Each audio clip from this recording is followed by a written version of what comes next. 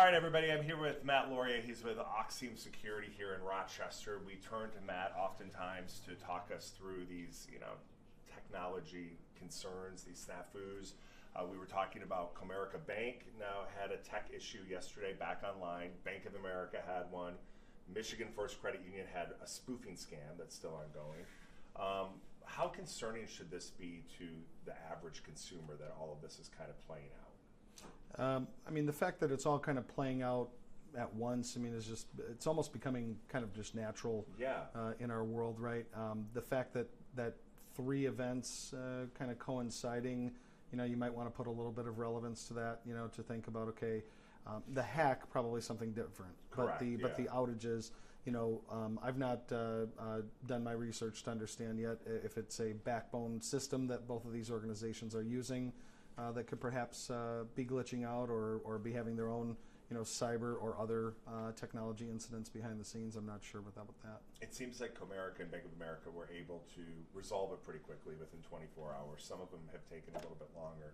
What do we need to be doing as consumers, though? Because this is very scary, whether it's a glitch like this or whether it's these spoofing attacks that have been happening. What can we do to work with our bank and to take more control of our accounts to keep them more secure? Well, I know I don't look Italian, but I am, and so I always just carry. I carry cash. You carry cash. I carry lots of cash all the time. Yeah. Okay. But seriously, some of the things is just making sure that this is just part of our kind of almost our health regimen, right? If you walk every morning or something like that, just know that part of your regimen in keeping your own financial and personal information protected. There's just things that you have to do throughout the year,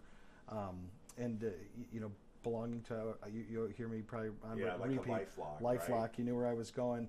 Having a LifeLock, having something that you actually pay for that has some sort of hygiene that's happening for you behind the scenes and some alerts that are coming directly to you that can kind of correlate those things.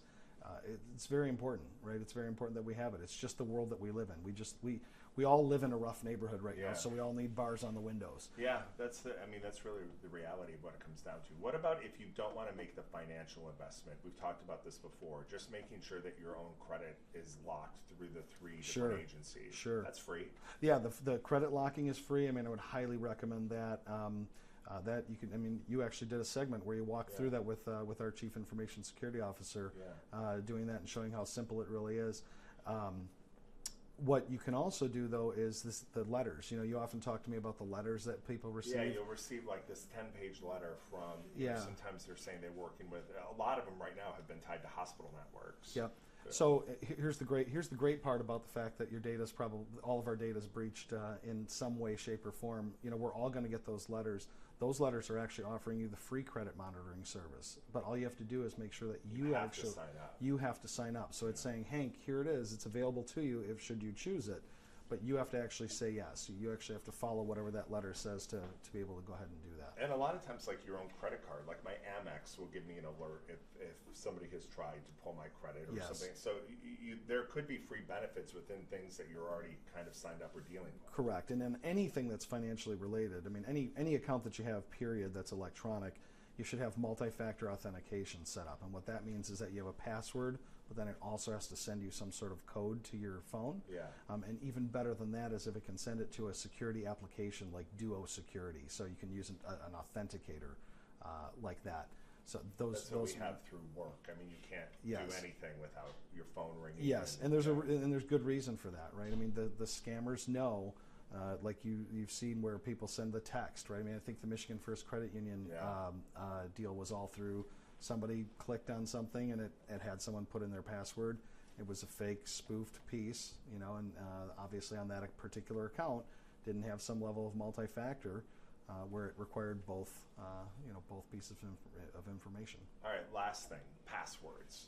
What's the best way to go about creating a good, secure password? Yeah, you're going to hear me again. This is something on repeat for me. Utilizing a password, a professional password like an keeper. Application? Yep. So we use Keeper. Keeper is the one that we use. It's just called Keeper. Yep. So if I'm searching it in the App Store, it's just Keeper. Yep, that one's called Keeper. That's a good one. And are those free? Yeah, I think they've got a free version, a free personal version. And if you're using a corporate version, you have to pay for it. But But those are an encrypted password database, basically, where you essentially are hiding behind an encryption, and it's encrypting all the data behind there as well. And so what's happening is that system is also giving you suggestions for a password. Okay, so that's how that's one of the best ways to build it, is a randomized password that they're building out for you right there. And then you utilize that, put that into your account, it saves it into the Keeper, and so then every time you go to click on something, it'll say, okay, I can access that through Keeper, it pumps it in, and there you have it. Because that way we don't, I mean, we've been guilty of it, I have been guilty of it years ago, don't do it anymore. Yeah. But maybe you'd use like your dog's name with like a number 1, and then when you had to change it, maybe you'd use your dog's name with the number 2, and like you kind of go through. Have you been looking at my wife's passwords? And that's not the smartest thing to do, right? Yeah. No. Especially, and it's not smart to have the same password for multiple accounts. You definitely don't. Yeah, right. If you want to go ahead and use your pet's name and making sure you're putting some special characters and things like that, I'd rather to see you do that than to reutilize the same thing in multiple places. Oh, that's the worst, because only one of those places has to get breached.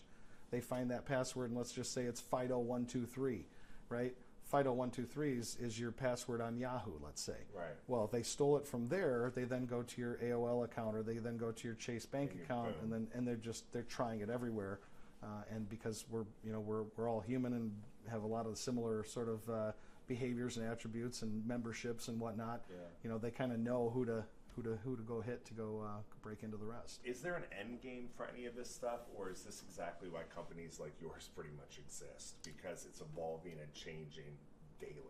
Yeah, I mean, I liken cybersecurity to safety features in cars. Okay, and it's been an evolution, right? The first cars obviously didn't have any real safety features, but let's just go back to the 80s.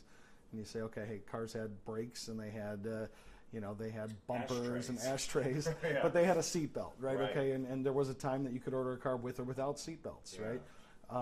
Now we would laugh at that, but there was definitely a time when somebody walked into a car dealership and said, no, I don't want a seatbelt, right? And now, you look into the 90s and you say, okay, early 90s, you had airbags, you had anti-lock brakes, but anti-lock brakes were even an option. Yeah. Fast forward to today, and there's just a list, right, including backup cameras and crumple zones and multiple airbags and yada yada yada and rollover protection. And there's things that you don't even have as the consumer, don't even have choices that you can choose to delete them or not. They're just safety features built in. And so when you look at cybersecurity, it's a layered approach, just like the features of a car. And so what you're seeing is that every time bad guy figures something out, good guy figures something out, bad guy and so it becomes a layer cake. And some of these things do become kind of ubiquitous and kind of almost incorporated to where you're not paying for them forever. But it is definitely something that does just grow over time. Okay. All right, Italian Matt, thank you for your time. Yeah, I appreciate it. I don't have that much cash anymore because I have kids and a wife. Sorry, but exactly. Used to have a lot more cash. I get it. Don't use the dog password, moving forward. So we appreciate your time. Thank you. Thank you.